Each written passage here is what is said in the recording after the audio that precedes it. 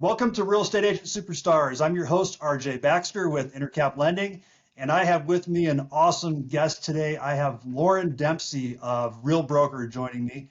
She has just formed her own team called the Dempsey Group, and she has really built her business to a high level over the course of just 4 years. 130 homes sold in 4 years, and she sold 40 homes just in her first year. She's going to share with us some of the things that she's done to build such a thriving business.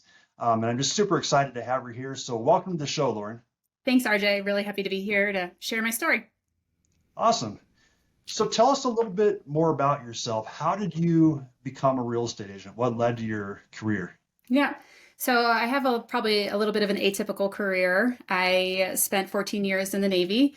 I graduated from the U.S. Naval Academy. I drove warships for a few years, did PR and communications, and got out of the Navy about 8.5 years after serving on active duty.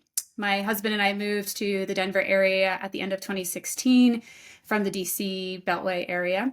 And I was just kind of trying to figure myself out after a career in the Navy, figuring out what I wanted to do next. I was finishing my master's degree. I was doing some startup stuff and just really exploring what life as a civilian looked like. I hadn't been a civilian since I was 18 years old. So just a lot of exploration taking place. I ended up getting a job at the National Renewable Energy Lab where I did some communications work and just really realized that I'm more of an entrepreneur and not a cubicle warrior. And I had always loved real estate. I bought my first property when I was 22. Growing up, my dad always used to talk about real estate and how important it was to buy. So that was hugely influential in my decision to buy at 22 out in San Diego. And when I realized that I just couldn't do the 9 to 5 anymore, real estate was the immediate thought. And I ended up spending all beginning of January 2019 through May 2019 working on my license at Red Rocks Community College while I was working full time. I was able to get the GI Bill, so it paid for my real estate license. And it gave me a stipend to that I just put aside, and it was actually a boost that I used to kick off my business and how I funded the beginning of my business. So I got licensed May 23rd, 2019 was my first day, and it's been a roller coaster wild ride ever since. Sounds like a lot of positives, though, through those first 4 years. Oh yeah. I mean, I've grown so much as a person and personally, professionally. I've met some incredible people. I've had lots of ups and downs, but that's the life of an entrepreneur, right? So I think having a growth mindset has really enabled me to persevere and succeed throughout.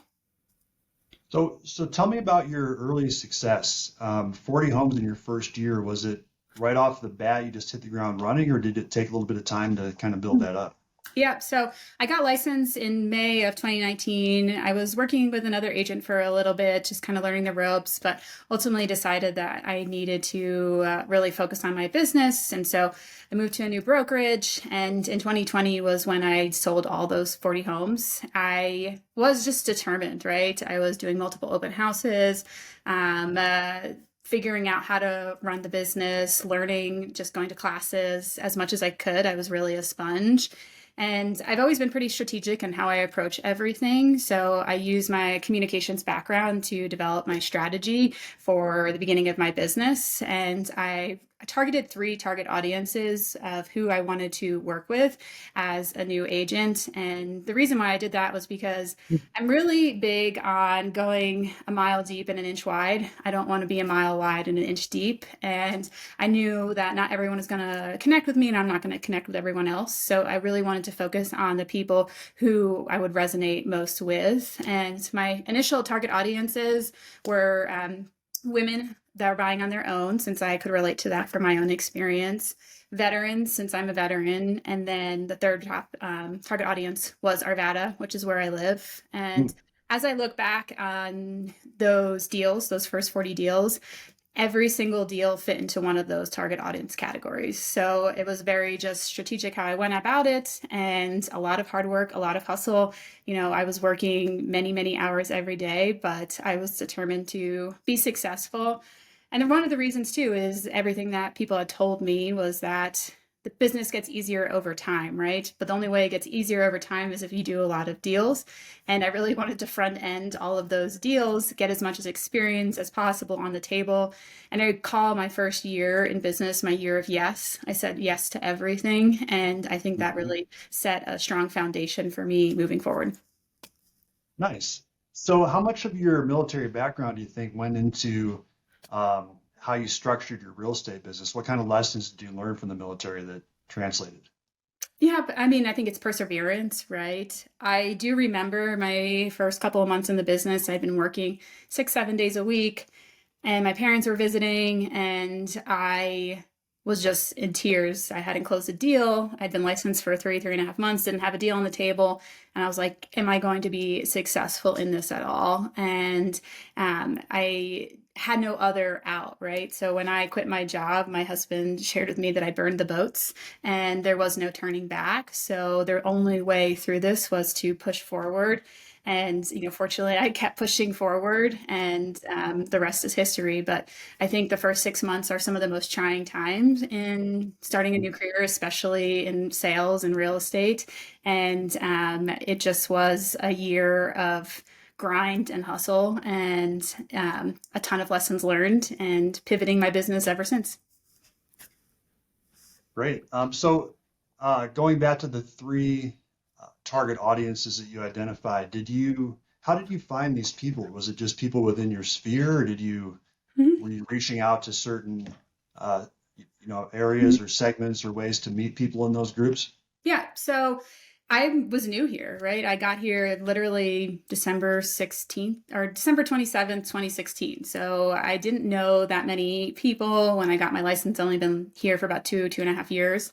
But I was targeted. So every open house I did, I really wanted to be in Arvada. So I would call around to homes that were of interest to me, and I would truly just try to focus in Arvada because I know that I could come across as the expert there, and people wouldn't realize that I'm a baby agent with no experience. They would just know Hmm. that I know the area and that I seem competent. So that was a big part of my strategy. Second part of my strategy was hosting events. I partnered up with my financial advisor at the time, and we hosted women focused events where we brought in different experts, careers, that type of thing. So I would network that way.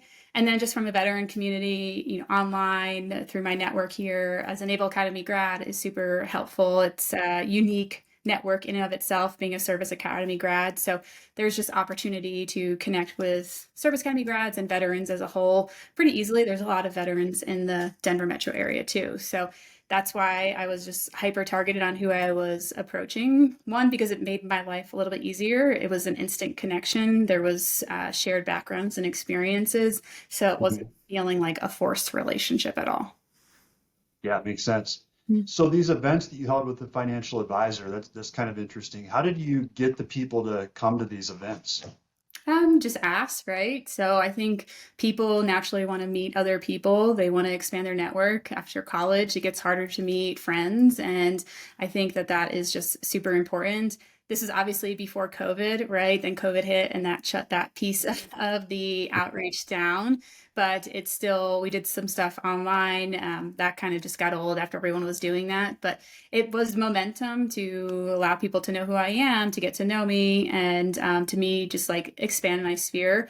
Like my approach to business has always been to just always add value. I really believe in education, and um, I am not a pushy person by any means. I really want to listen and help, and I think people just respect that approach of I can come to Lauren. I know that I can ask her a question. She'll give me honest feedback and will lead with pure intentions. Sometimes that leads to business, sometimes it doesn't. But I think if you're leading of just always adding value, good things will come. Yeah, totally. So in what ways do you add value to your client base? Education. I really believe in being a real estate advisor for life. So I say in communication with my clients all the time. I have systems in place that make sure I'm staying top of mind, and they come to me for everything. Really, like I've become the hub of the spoke, right? So, HVAC person today, or a financial advisor yesterday, or a doctor, like just these different types of professions. I meet with so many people, so people just see me as a resource, and I'm always just educating, informing about the market. I try to be a truth teller about what's actually going on. I used to work in PR and communications and worked with the media pretty heavily when I was at the Pentagon. So Mm. I think sometimes in real estate, the headlines tend to be sensational and dramatized compared to what's actually happening on the market.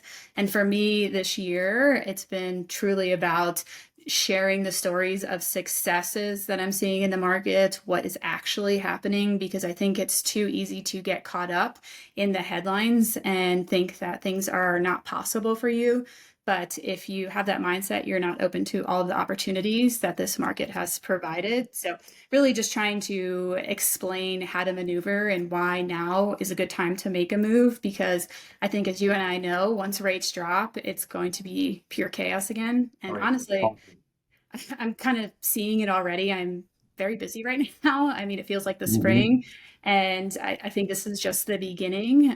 There's just so much pent up demand, and 7% interest rates can only hold people back for so long. Yeah, absolutely. What you're describing reminds me of the book The Go-Giver. Have you read The Mhm. Go-Giver? Yeah. Mhm.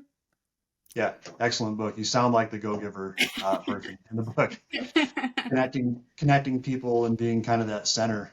Yeah, That's great. definitely. Um, so what have you done then to stay consistent over the years? Mhm. Is it just that adding value piece? I mean, I have consistent things in place inside my business, right? So I have multiple touch points that happen every month. I have HomeBot, which I send out and my clients absolutely love. So that's a Mhm. touch point. I send out a monthly lifestyle postcard of nothing real estate related, but just stuff around town or interesting sites or things to see or do or learn about the Denver metro area.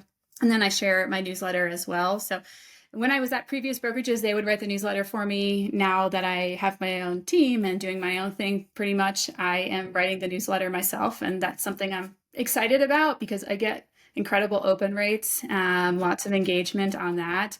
And I think it's just because it's different. It's not, here is the price went up, 1.5% from last month. Like, that doesn't matter to most people. They don't understand how it Mhm. impacts them. So, really, kind of the storytelling and the truth telling that I communicate in my newsletters, I think, is why people open it and read it. So, it's just been exciting to kind of implement those types of items into my business that are a little bit more authentic to who I am. And, Mhm. it's great to have a brokerage to do a lot of that stuff. But my focus this year has really been building on my brand. And I can only build on my brand when I'm doing things that are authentic to who I am.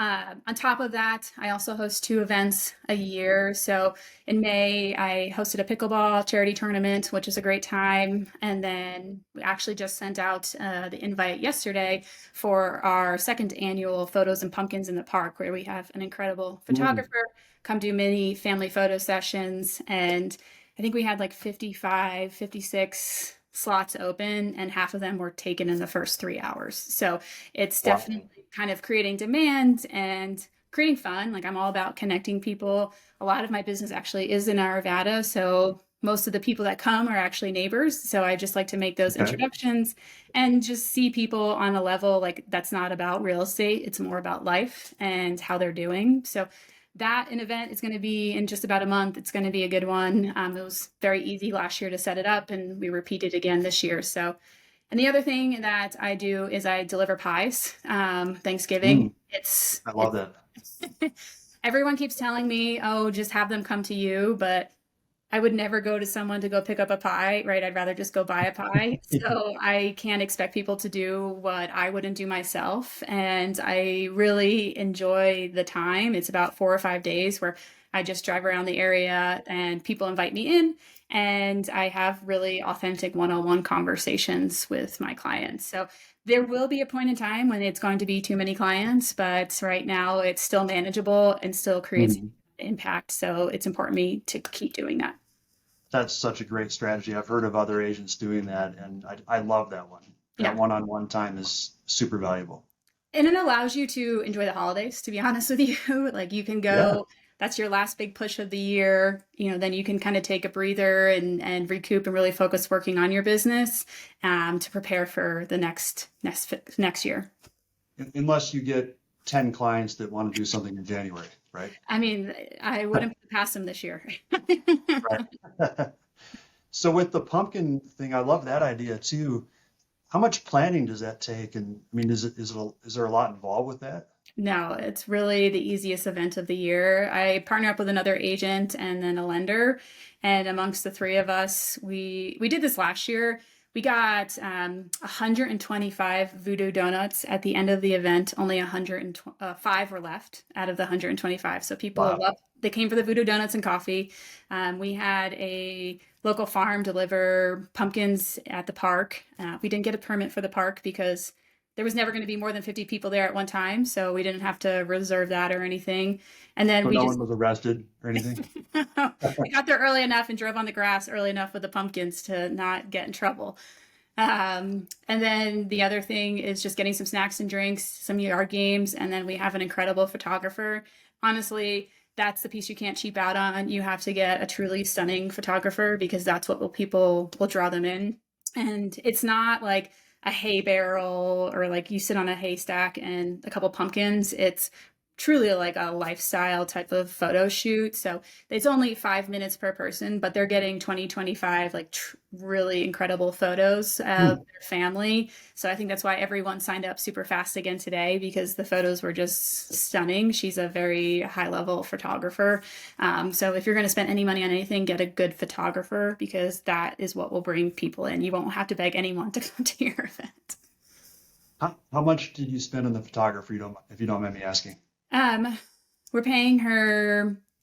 We'll probably spend somewhere between $1,500 to $2,000 for the photographer. The event all in is about $3,500, so it is the most expensive thing. We are adding in a videographer to capture the event this year, so that's adding a Oh, little bit more of a cost. But really, just trying to hmm. show like again the authenticity of giving back and having a good time. It's not just transactional. I am not a transactional person by any means, so really here to build those lifelong relationships. One of the other things that we do is kind of pair it with a local charity. So our pickleball event, all the ticket donations went to a local women's charity that helps women, single women of color, get into homes. So we donated about $2,400 to that charity, which is about 24% of the down payment a woman needs to get into a home in Denver through this program. And then this photos and pumpkins, we're going to be donating to just toys to a precious child. And then when I do the pie delivery, I also do a food drive too. So trying to create community and then also connect with the community and give back to is a big theme of what we do. Sounds like you have a lot going on this fall. It's got to be tiring sometimes. I can use Um, some help if any agents are looking to join the team. I am actively searching for someone to help me in the business so I can help them grow their business too. So I'll put that plug out there. awesome, awesome. Wait, and what part of town are you located in?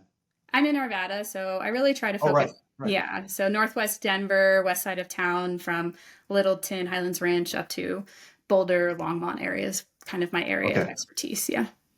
gotcha. So what led to you forming your own team? Why did you decide to do that? A couple of reasons. I'm actually at my fourth brokerage in 4 years, so I am a fast learner. I grow pretty quickly, and the models for each brokerage, while they really helped me at that point in time in my career, I needed more. And when you're doing like 40 deals a year, like that's a lot of deals. And you just need a little bit more tailored, personalized support. So that's why I created my own team. I moved to Real in September, almost a year ago to the date. One of the reasons why I moved there was because I'm really big on building my own brand, right? I need to own my name and I need to own the services and everything that I offer. Mhm. When you're part of a brokerage, the brokerage tends to be their name first. With Real and some of the other newer brokerages, like I view it more as a compliance platform for me to build my brand off of. So that has been super helpful for me. when I announced that I had made the move and launched Dempsey Group, all my clients actually thought I started my own company, my own brokerage. I'll take it, but I think just that in of itself is, it seemed like the feedback I was getting, people thought it was like more legitimized, right? I wasn't just an agent doing agent business. I was building a real business. So that was kind of feedback that I got that I was not expecting from my clients, but they were all super happy and excited for me. So part of the reason too is like why you need to build the brand is, a lot of tech is coming for you. Tech is coming after your job. We've talked briefly about real estate lawsuits and everything. So I really wanted to spend this year building out a superior client experience and focus on my systems, processes, and build that professional brand that I think is what sets me apart in the market too. Yeah, I'd say, I mean, it seems like in a short time that you've really put together a system and a process that delivers a high level of service to your clients, and it's impressive. Thank you. So good job. I appreciate Um, so yeah, so you mentioned briefly the lawsuit thing, and it. we talked about that offline with the commissions. Yeah. And there's been some recent news, and this is something you mentioned to me before that's really Mhm. concerning to you, and I think a lot of people in the industry. Tell us a little bit more about that. Maybe for people that aren't familiar with it, what's going on with this commission Mhm. lawsuit? Yeah, it's kind of funny. I first heard about the commission lawsuit. I can remember when I was told about it. I was getting my license. So I was in my real estate licensing class, and the title rep who was teaching the class, she was pretty dire when she announced the lawsuit at that time. So there's two lawsuits. Merle and Spitzer, or I can't remember it starts with an S. So essentially, what those two lawsuits are claiming is that there's collusion within the industry, and it's unfair for sellers to pay both their agent and then the buyer's agent. So it's definitely a bit of an attack on buyer agent commissions. It's been going through the judicial system, but they are class action lawsuits. So the smaller one is going to court in October, and then the big one is going to court in 2024. But I think if you're starting to pay attention, you like pick your head up. One of the things I do every day is read the news. I read real estate news so I understand what's going on. And then eventually, when you read it enough, you can connect the dots. And we're already starting to see ramifications of what is going to happen as a result of these class action lawsuits trickle into our businesses today. So if you opened up RE Colorado just last week, you got notice that buyer's agent commission is no longer a requirement. So before you can put as little as 1 cent, now you can put $0 for a buyer's agent commission. That started, from what I understand, that is a break against the NMLSs are going against our policy on that. Bright MLS in the DC area was the first one to announce that, and then RE Colorado just did that last week.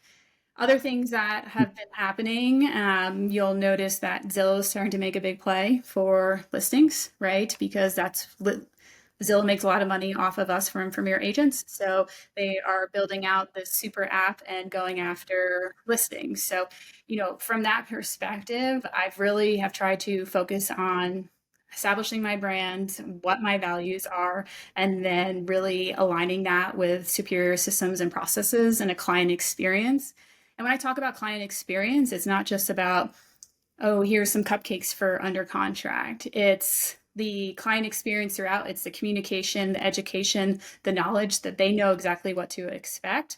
But then it's also the Mhm. advice, right? It's the strategy, it's managing expectations and making sure that I am aligned with my clients through every step of the way, because from experience, I know when you are misaligned, that's where problems happen. So over communication and educating and not taking anything for granted. We do this business all the time, and things that seem to routine to us are abnormal to people who buy and sell just a few times in their life. So just kind of keeping that perspective is important.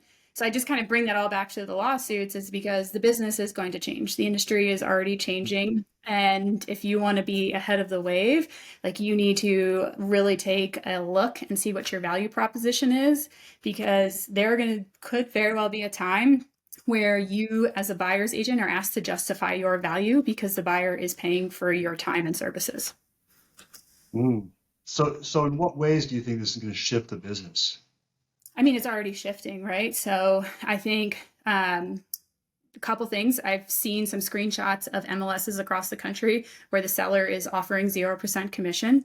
I imagine that some agents will try to win listings by saying that they don't have to offer a buyer's agent commission, which is in their right, right? That's 100% true and accurate. The challenge is, how does that play out in real life, right? Like, if there's a 0% buyer's agent commission, how can a buyer who's paying 7% interest rates afford to get a buy downs for those interest rates and pay their agent at the same time? It's just going to become really challenging from that perspective. So I think really honing in on your business practice is going to be important. I've already changed how I approach buyers as well. So I require them to sign a buyer's agent commission or a buyer's agent agreement after we do our initial consultation. I previously wouldn't do that. I would wait until we're a little bit further along in the deal and establish a little bit more relationship and trust. I also have changed the boxes that I check where it says buyer is required to pay, so that they understand that, if there is no commission, then they are required to pay for my services. So I think that just managing those expectations up front prevents surprises. And, how I'm doing it now in my communication is like, I'll look at a home before I show it. And if it's below, 2.5%, then it's something I am communicating to my clients now, just to let them know, like, that they could be on the hook for paying me. It's a different conversation that we have to have. But if you're not already practicing this and implementing in your business, like, it could be a wake up call when things change pretty rapidly. No kidding. So what percentage of houses right now are you seeing, or listings rather, are you seeing that have zero buyer's commission on it? I haven't here in the Denver metro area. I do mastermind with a woman in Portland, and she shared that she's seeing things like 2%, 1%. She's just noticing a trend there. So could that just be seasonal? Yes, but I have seen snapshots online of 0% commissions from MLSs across the country. So I do think that it eventually will take hold. What form? I think it's all unknown and speculation at this point in time, but there is change coming. So if you aren't preparing your business and really realizing that you may have to work for those buyers, and they may demand more of you to elect to work with you, I think if you're not already doing that, then you're behind the power curve. Well, it's going to have a huge effect, as you pointed out, on the lending side too, because we're going to have to pre-approve people, assuming that they have, even if it's a 2% commission on a $700,000 house, that's $14,000 that a lot of people don't have. Yeah. So Yeah. I mean, it could have, ultimately, I was at Tom Ferry's conference a couple weeks ago, and one of the things that he shared on stage, and this was actually a pretty big topic, two big topics were the commission lawsuits and then AI. And what he said, that there are like companies chomping at the bit to kind of be the legal Zoom of real estate. So buyer's agents commission could potentially go away. Buyers go see homes on them by themselves. They hire, writemeacontract.com, and they write a buyer's agent contract or an offer contract and move forward. So I haven't seen anything like that, but that is something that he did share on stage about, these different companies that are coming after our business. And it can be scary, right? I remember a time when it was a little overwhelming to see all this big tech coming in, when iBuyers were huge and buy before you sell, and everyone was kind of competing with each other. And how do you compete with the billions of marketing dollars that these companies have? And that's where I realized that I had to hone in on my relationships, the client experience, and the advising, right? Beginning before the transaction, during, and after, like really becoming a true advisor is really where I've been focusing my time and efforts. Well, I was curious, what was Mike Ferry's take on AI? It was Tom Ferry, that's his dad. Like, Okay. yeah, Oh, Mike Ferry. yeah. Mike Ferry's the dad, and Tom is the new guy, I guess. Oh, okay. Yeah. I mean, AI was huge. Like, they were just showing, obviously we all know about ChatGPT, but we were looking at avatars that could be created, how you can edit your videos, how you can, use AI to remove things in photos, just like all this type of stuff. Yeah, I actually, one of the biggest takeaways is now I include AI on pretty much all of my communications when I'm doing virtual communications, or even when I'm going out for a listing appointment, or when I'm trying it with buyer appointments too. Because ultimately, I'm really trying to replicate myself, right? And I know myself too well. And if I'm going to try and train and teach other agents, then I need to take a step back. And I do feel like AI helps me take a step back and realize, what I did well, how did I communicate with the client? So like I can have AI in my Zoom meetings with clients during a consult. And then it goes through the transcript. And then afterwards, I can go in there and ask them, what was the overall tone of the communication? What are the takeaways? What are the concerns of the clients? And so it allows me to really ask some of these deep questions to understand the motivations, fears of my clients, and understand what I did well and maybe not so well to address those items. So I think just from that insight alone, it's super helpful for me to, again, foster stronger relationships and really evaluate my systems and processes to know that they're actually effective. That's awesome. So I was curious, what AI do you use for Yeah. monitoring your conversations like I use Otter AI right now. that? So just started using like maybe 2 weeks ago. And one of the ones that I had it listened to was just a long listing conversation with a family, a 5-person family trust that was listing a home. And they really want to sell this home at a high price. And I just couldn't justify the prices that they were going for. And there was definitely a lot of back and forth, a lot of pushing, but, we agreed on the price that we would move forward with. And afterwards, I went into Otter AI and asked it, I was just like, how was the tone of the conversation? And essentially what it said, it was just like there was some discussion about pricing back and forth. The sellers tried to push the price, but they ultimately trust Lauren and her judgment and knowledge in the market. Oh, And wow. agreed. So, I mean, when I saw that was the first time I used it, and I was just asking it some random questions. When I saw that type of insight, I was like, okay, I need to be using this more because it's going to be a higher, more efficient and effective use of my time, but it also is going to allow me to become a better agent in the process. That is awesome. I've heard about those kinds of technologies, so it's Mhm. really cool that you're implementing that. Yeah, I mean, Um, I think one yeah. of the takeaways that is important that I want to share too from Tom Ferry was he made a statement that I thought was really critical. And he said, now is the time to go lean or go large. There's no room for being in the middle.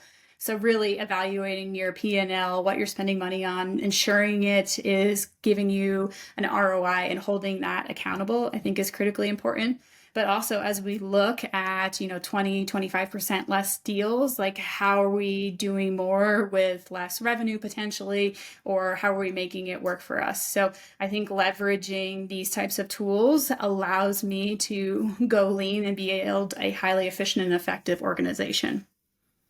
Nice. Are you using any other AI technologies? I'm on ChatGPT all the time.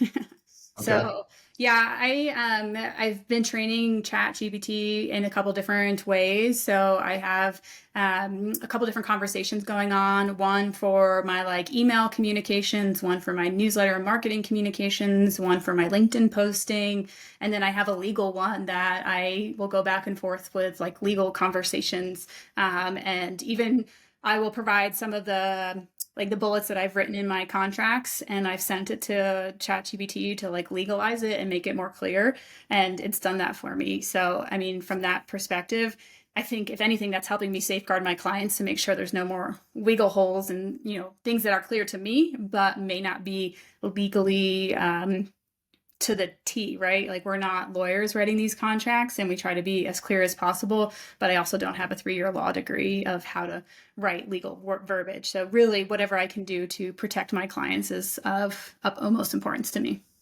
That's really smart. Have you upgraded to GPT-4 or do you use Yeah. 3.5?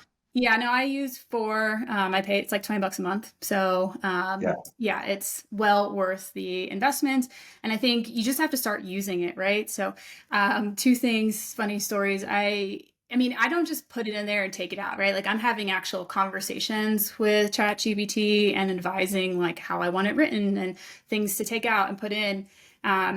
and they have two listings coming on the market this week. And one of them, I sent the marketing material to one seller, and she said that she read it and she's just like, I mean, I was reading this listing description and made me want to buy the house, and I own the house, you know? So she said that. And then just yesterday for the other listing I have coming on the market, my client texted me, she's like, you have a way with words that really draws out emotion. So I, of course, said thank you. You know, I appreciate Yeah.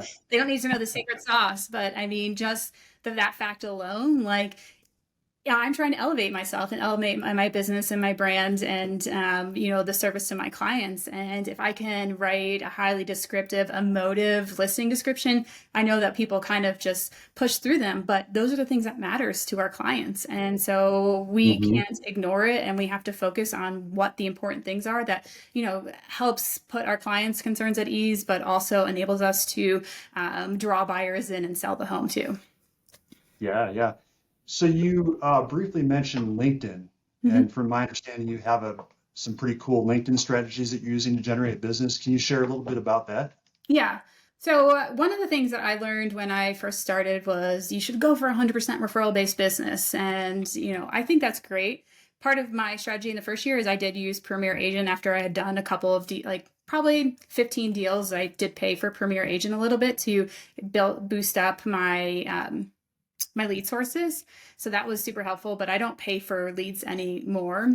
And part of that is like, that's where I learned the 100% referral or past clients fear-based business. So I bought into that for a few years until this new market, right, hit me in the face and was just like, hey, you need to increase, like add more funnels into your business. It can't always just be past clients and sphere. No matter how great my systems are, you know, the news and the rates, like that doesn't necessarily bring new people into my pipeline. So I've really focused on bringing in additional funnels into my business. So a couple of them, I obviously really great Sphere past clients processes.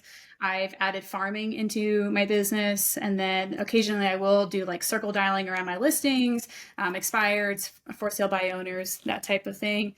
And then the other big area that I've done quite well in is actually LinkedIn. So I made a commitment in December of last year that I was going to post on LinkedIn every single day, including the weekends. And I've just kind of been doing that. It takes time. So part of the strategy is I send 25 LinkedIn requests every day, and then I write a post every day. And when I have time, I will definitely comment on posts and that type of thing. So through that, like I just started establishing my voice. And what I realized is like there's no one on LinkedIn communicating the way I'm communicating. And it goes back to what we talked about in the beginning is always adding value, educating, and telling the stories of my clients. So kind of with that perspective in mind, I have not put out videos of myself talking or anything like that. It's been purely just some graphics I find in the news or, you know, just text, really, just sharing these stories. And it's been highly successful. Um, I will make over $100,000 in GCI just from LinkedIn alone this year. So from clients that have reached out to me, and also like referrals that I'm sending out. So it also goes back to what we talked about in the beginning is really honing in on my niches and my target audiences. So I've really focused on the veteran outreach this year. And as a result, I just sent out 2 referrals just this week alone from LinkedIn, and I have a call for a 7-figure listing just after this from LinkedIn. So I would say that it's an untapped resource. If you are posting stats and you're just listed and just sold on LinkedIn, you're not doing it right and you're just part of the noise. But you really need to, again, go back to building your brand, who you are, establishing yourself as a professional has been really critical for me because I view what we do as like the tip of the spear, right? That's a very military term, but I am talking to consumers multiple times a day, dozens of a week, and I'm listening. They're telling me about their financial struggles or successes, their family troubles, you know, how the economy is impacting them, how inflation is like. I am right in the pulse of the American consumer, which is the biggest driver of our economy. So if I understand what's going on, I'm already ahead of the data before it even comes out and can be analyzed by the people behind the computer. So really sharing these stories, sharing what I'm seeing, providing advice that they may not have experienced before, I think has really set me apart and established me as an expert. I was asked to coffee last week from someone at John Burns Research and Consulting. They do a ton of research for land development and everything like that. And it was a great conversation. And, I use a lot of their data in my communications.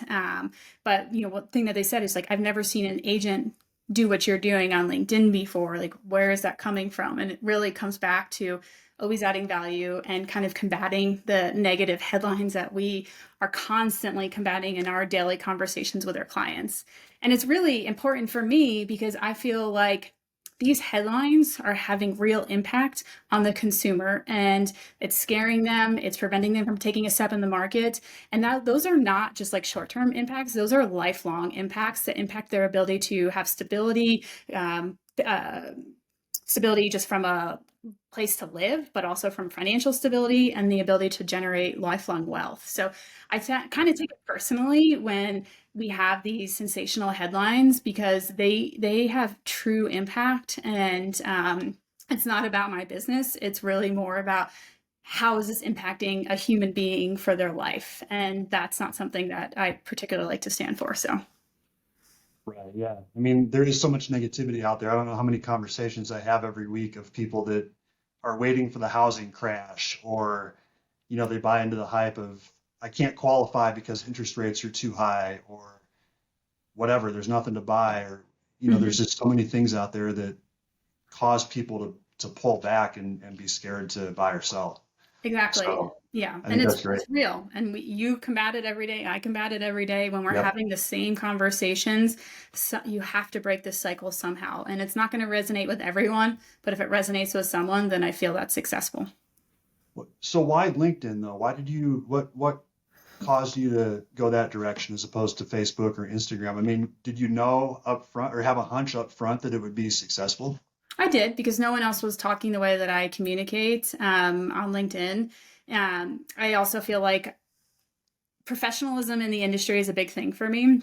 I really view myself like a financial advisor or a lawyer. I am helping manage a significant portion of someone's net worth as their home. So that's why I do take this job just so seriously. And I think we need to elevate the profession and understand like that is the reality of what we do every day. So I want to go where there are professionals, and that is LinkedIn. One of the things that I've really been focusing on is I'm not trying to become an influencer. I'm trying to become a thought leader. And that approach has resonated deeply on LinkedIn.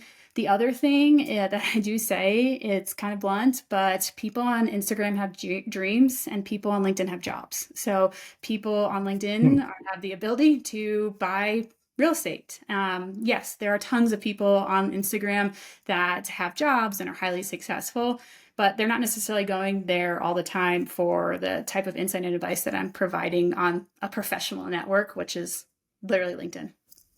Yeah, yeah, much more professional than Instagram, for sure. I mean, it's also crowded, right? Like I'm a sea of realtors trying to communicate and stand out on LinkedIn or on Instagram, TikTok, Facebook. At one point in time, it just gets to be too much. So my motto this year has been consistency over intensity. And every day I just write on LinkedIn. It's struggle sometimes, but it's gotten easier. And me showing up every single day on LinkedIn, not everyone's engaging it. I know not everyone's liking it, but I know they are reading it because people come to me and tell me they're reading it and they enjoy what I'm putting out. I get messages from people who haven't liked a post, but say, ask questions. I have people from all across the country coming to me asking for real estate advice in their neck of the woods. And that's how I'm able to just talk high level about the market, and then connect them with a high quality agent as well. So it's just been this platform that I committed to using this year. And as a result, it's been a pivotal part of my expansion and business strategy in a very challenging year. Sounds like you have a lot going on, and I really appreciate you taking the time to be on with us today. There's so many things that you've talked about today that people can learn from, and I've been taking some mental notes myself. I took a lot away from this too, so thank you. But you're just really an inspiration. It's easy to see why you're having so much success. Thank you. Well, I appreciate the opportunity to chat with you, to reach out. And the cold call that you gave me was not one I was expecting, but it's turned into a good relationship and conversation. So thank you very much for this opportunity. Yeah, you're very welcome. And if you're listening to this show and find it valuable, please subscribe to the channel so you can get future downloads, and also consider leaving us a 5-star review. Once again, my name is RJ Baxter, and I'm here with Lauryn Dempsey of the Dempsey Group at Real Broker. And you guys have a great rest of your day. Thank you.